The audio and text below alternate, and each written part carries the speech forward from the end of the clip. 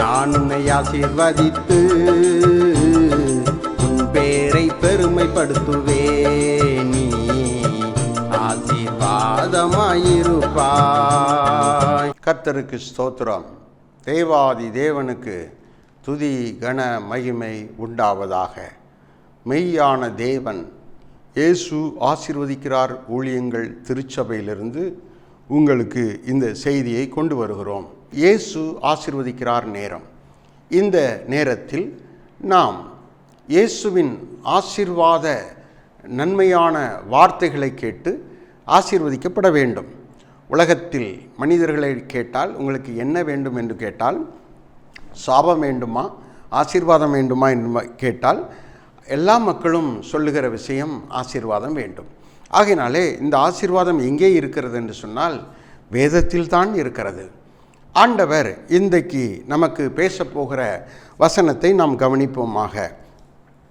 ஆண்டவர் ஞானம் கொடுக்கிறார் என்கிற இந்த வார்த்தையை நாம் தியானிக்க போகிறோம். யாக்கோப்பு 1ஆம் அதிகாரம் 5வது வசனத்தை நாம் கவனிக்கும்போது, ஒருவன் ஞானத்தில் குறைவுள்ளவனாயிருந்தால் யாவருக்கும் சம்பூரணமாய் கொடுக்கிறவரும் ஒருவரையும் கடிந்து கொள்ளாதவருமாகிய தேவனிடத்தில் கேட்க கடவன் என்று எழுதப்பட்டிருக்கிறது.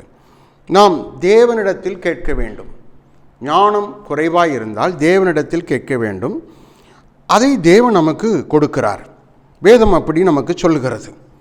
தேவன் நமக்கு தருகிறார், ஞானம் தருகிறார். ஒருவன் ஞானத்தில் குறைவுள்ளவனாய் இருந்தால் யாவருக்கும் சம்பூரணமாய் கொடுக்கிறவரும் தேவனிடத்தில் ஒருவரையும் கடிந்து கொள்ளாதவருமாகிய தேவனிடத்தில் கேட்க கடவன், அப்பொழுது அவனுக்கு கொடுக்கப்படும் என்று எழுதப்பட்டிருக்கிறது. ஞானம் எப்பொழுது கிடைக்கும், ஞானம் எப்படி பெற்றுக்கொள்ளலாம் என்று நீங்கள் ஆராய்ந்து பார்த்தால், கர்த்தருக்கு ஸ்தோத்திரம், வேதம் சொல்லுகிறது தேவனிடத்தில் ஜெபம் பண்ணி கேட்க வேண்டும். அப்பொழுது ஜெபம் பண்ணினால் கேட்டால்தான் ஞானம் கிடைக்கும். தாறுமாறாக வாழ்ந்து கொண்டிருந்தால், ஜெபிக்காமல் வாழ்ந்து கொண்டிருந்தால், புத்தி இல்லாமல் மூடத்தனமாய் வாழ்ந்து கொண்டிருந்தால் அவனுக்கு ஞானம் வராது. தேவனிடத்தில் கேட்டால் மாத்திரமே தேவனுடைய ஞானம் நமக்கு கிடைக்கும். ஞானம் பெற்றுக்கொண்டவர்கள் ஆசீர்வதிக்கப்படுவார்கள். வேதத்தில் அப்படி தான் சொல்லப்பட்டிருக்கிறது. யாரெல்லாம் ஞானத்தை பெற்றுக்கொண்டார்களோ அவர்கள் எல்லாரும் ஆசீர்வதிக்கப்படுவார்கள். ஆசீர்வாதத்தை பெறுவதற்கு ஞானம் தேவைப்படுகிறது. ஞானமுள்ள மனிதனாக வாழ்கிறவர்கள் நிச்சயமாகவே வெற்றியை சுதந்திரிப்பார்கள். இந்த ஞானத்தை தேவனிடத்தில் கேட்டு பெற்றுக்கொள்ள வேண்டும். ஸ்தோத்திரம். சாலமோன் என்று ஒரு ராஜா இருந்தார். சமஸ்த இஸ்ரவேலரையும் ஆளுகை செய்த அந்த ராஜா ஒரு நாள் தேவனுடைய சமூகத்தில் இருந்தபோது ஆண்டவர் அவனை கேட்டார், உனக்கு என்ன வேண்டும் என்று சொல்லி கேட்டார். அப்போ சாலமோன் சொல்லுகிறான், எனக்கு ஞானம் வேண்டும். இந்த மக்களை நீதியாய் நடத்துவதற்கு, மக்களை நீதியாய் விசாரிப்பதற்கு எனக்கு ஞானமுள்ள இருதயம் வேண்டும் என்று அவன் தேவனிடத்தில் கேட்கிறான். தேவன் அதை அவனுக்கு கொடுத்தார். ஆனால் வேதத்தில் நாம் வாசிக்கிறோம், அவரை போல ஞானி இந்த பூமியில் இருந்ததே இல்லை, வந்ததே இல்லை என்று சொல்லி பார்க்கிறோம். இயேசு மகாபெரிய தேவன். அவர் கொடுத்த ஞானம் சாலமோனுக்கு அன்றைக்கு கிடைத்தது. ஞானத்தை கேட்டு தேவனிடத்தில் பெற்றுக்கொள்ள வேண்டும். நீங்கள் தேவனுடைய சமூகத்தில் ஜெபிக்கிற போது, ஆண்டவரே எனக்கு ஞானத்தை தாரும் என்று சொன்னால் அவர் நமக்கு ஞானத்தை தருகிறார். அதை எப்படி நம்ம பெற்றுக்கொள்ள முடியும்? சோதரம், ஞானத்தை எப்படி பெற்றுக்கொள்ள? ஒன்று ஜெபம் பண்ணால் கிடைக்கும். ஞானம் ஜெபம் பண்ணால் கிடைக்கும். ஞானம் உள்ளவர்கள் ஜெயிக்கிறவர்கள், ஞானம் உள்ளவர்கள் வெற்றி பெற்றவர்கள், ஞானம் உள்ளவர்கள் தேவனை கண்டடைவார்கள். ஞானம் இருந்தால்தான் தேவனை காண்கிற அறிவு நமக்கு கிடைக்கும். அது மாத்திரமல்ல, ஜெயம் கிடைக்கும். ஞானம் இருந்தால்தான் ஸ்தோத்திரம் நாம் வாழ்க்கையில் ஆசீர்வாதத்தை பெற முடியும். இன்றைக்கு அநேகர் ஆசீர்வாதம் இல்லாதபடி கடன் மேலே கடன், கடன் மேலே கடன், போராட்டத்தின் மேலே போராட்டம் போய்கொண்டிருப்பதற்கு காரணம் அவர்கள் ஞானத்தை பெற்றுக்கொள்ள முயற்சி செய்யவில்லை. ஞானம் வேண்டும் என்று தேவனிடத்தில் கேட்கவில்லை. ஜபத்தில் நாம் அவரிடத்தில் கேட்கணும். கேட்டால் தான் அது கிடைக்கும். முதல் பாயிண்ட்.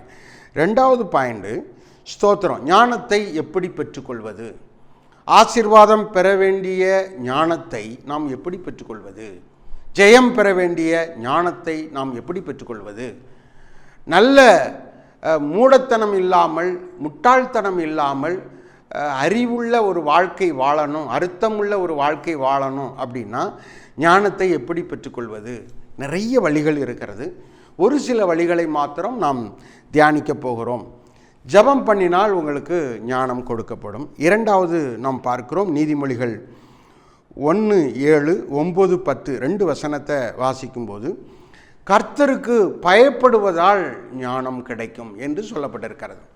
கர்த்தருக்கு பயப்படுதலே ஞானத்தின் ஆரம்பம் என்று வேதம் சொல்லுகிறது. கர்த்தருக்கு பயந்து ஜீவித்தா அதுதான் ஞானம் அப்படின்னு சொல்லுது. தேவனுக்கு பயப்படணும், இயேசுவுக்கு பயப்படணும், தெய்வத்துக்கு பயப்படணும். துணிகரமான பாவங்கள், துணிகரமான செயல்பாடுகள் நமக்குள்ளே வரக்கூடாது, குடும்பத்தில் வரக்கூடாது, அசுத்தமான துணிகரமான காரியங்கள் வரக்கூடாது. தேவனுக்கு பயப்படணும். ஆண்டவர் இருக்கிறார், பார்க்கிறார், கண்ணோக்கி நம்மை பார்க்கிறார் என்கிற அந்த அறிவு நமக்கு இருக்க வேண்டும். கர்த்தருக்கு ஸ்தோத்திரம். ஆண்டவருக்கு பயந்து ஜீவிக்கணும். கர்த்தருக்கு ஸ்தோத்திரம். யாரையாவது அசிங்கமாக நம்ம திட்டாலோ, யாரையாவது அடிச்சிட்டாலோ, அப்போ ஆண்டவர் இதை பார்க்கிறார் அப்படின்னு நம்ம நினைக்கணும். தேவன் நம்மை பார்க்கிறார்னு நினைக்கணும். அந்த பயம் இல்லாட்டனா ஞானம் கிடைக்காது. கர்த்தருக்கு ஸ்தோத்திரம். தெய்வத்துக்கு பயப்பட வேண்டும், தெய்வத்துக்கு பயப்படணும்.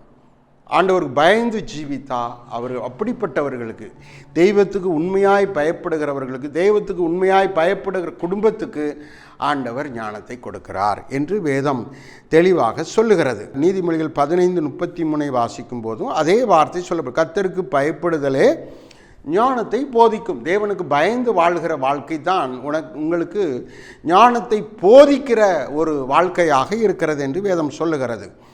யோபு 28:28 வாசிக்கிற போது, ஆண்டவருக்கு பயப்படுவதே ஞானம் என்று எழுதப்பட்டிருக்கிறது. அப்போ தெய்வத்துக்கு பயந்து வாழ்ந்தால் நமக்கு ஞானம் கிடைக்கும் என்பதை நாம் உறுதியாக நம்ப வேண்டும். எந்த ஒரு துன்மார்க்கமான, பாவமான, அசுத்தமான, கேவலமான, தேவனுக்கு பிடிக்காத காரியங்களை செய்யும்போது ஆண்டவர் பார்க்கிறார் என்பதை நாம் உணர வேண்டும். பூமியில் உள்ள நல்லோரையும் தீயோரையும் தேவனுடைய கண்கள் பார்த்து கொண்டே இருக்கிறது. தேவனுடைய கண்கள் கண்ணோக்கி கொண்டே இருக்கிறது.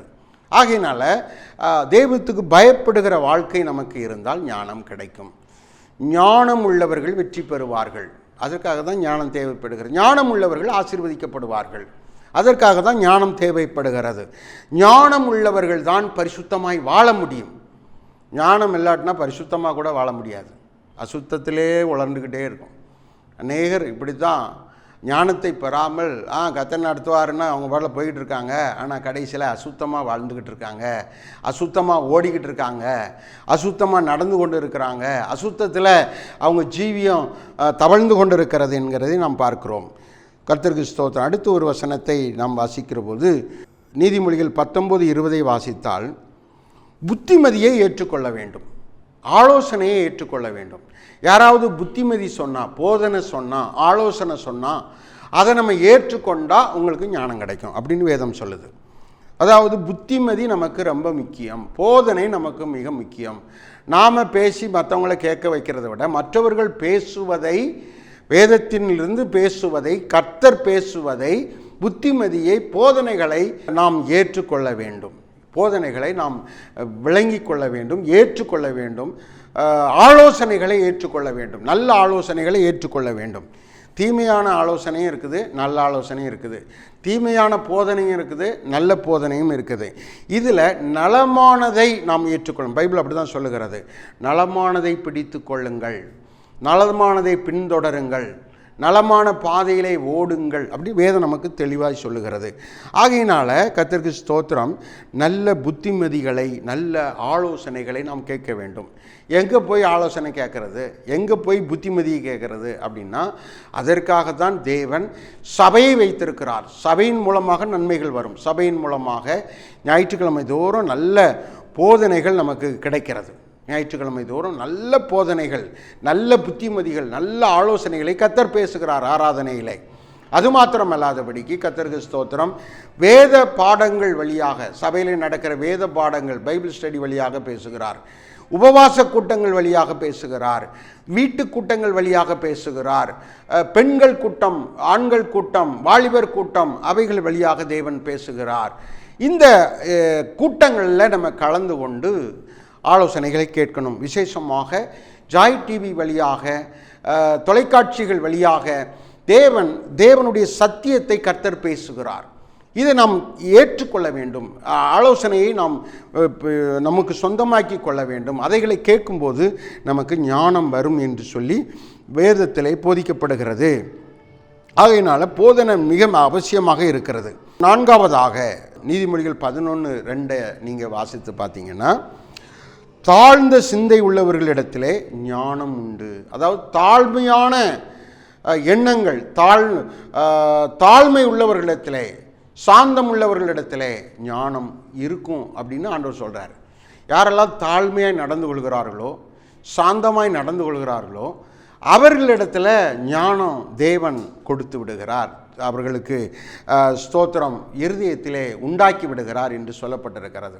அப்போது தாழ்மை நமக்கு மிக அவசியம். இயேசு மரண பரியந்தம் தம்மை தாழ்த்தினார். அவர் பெருமையாக நடந்துக்கிடவே இல்லை. ஸ்தோத்திரம். ஆமாம், அவர் சர்வ வல்லமையுள்ள தேவன். அவரை ஒரு காவலாளி தன்னுடைய கரத்தினால் ஓங்கி அடித்தார்.